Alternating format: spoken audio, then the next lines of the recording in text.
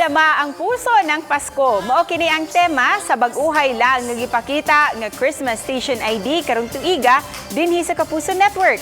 Gani nagkahiusa ang tanang GMA TV personalities, lakip na niini ang Kapuso o sa GMA Regional TV. Tumong niini mao ang ipabatyag ang atong mga kapwa-kapuso ang panaghigugmaay. Ato kining sayran. Formal nang gipakita sa GMA 7 Network ang Christmas Station ID karong tuiga. Pipila ka oras human makita ang Station ID sa programa ni Kapuso mo Jessica Soho. Nag-viral ang ipadama ang puso ng Pasko Station ID. Tumong sa mga Station ID nga ipabati ang paghigugmaay sa tanan. Nagkahiusa ang tanang Kapuso talents, artist o tanang news and public affairs personalities aron mapaabot ang mensahe sa paghigugma sa tibuok nasod ingon man sa tibuok kalibutan.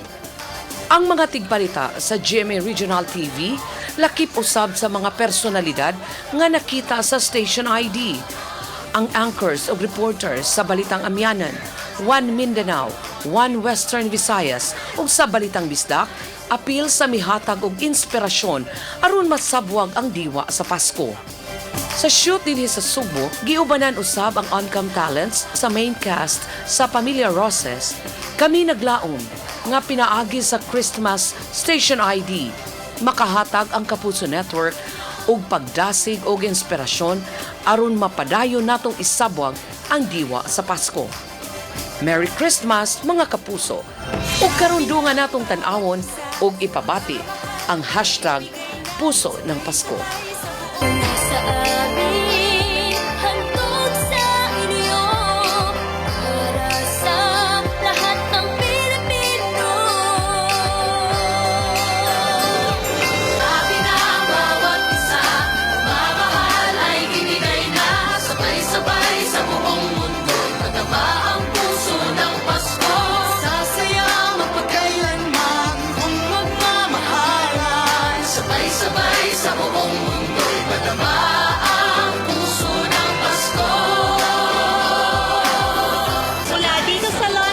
Dito sa Spain. From Sunderland, England.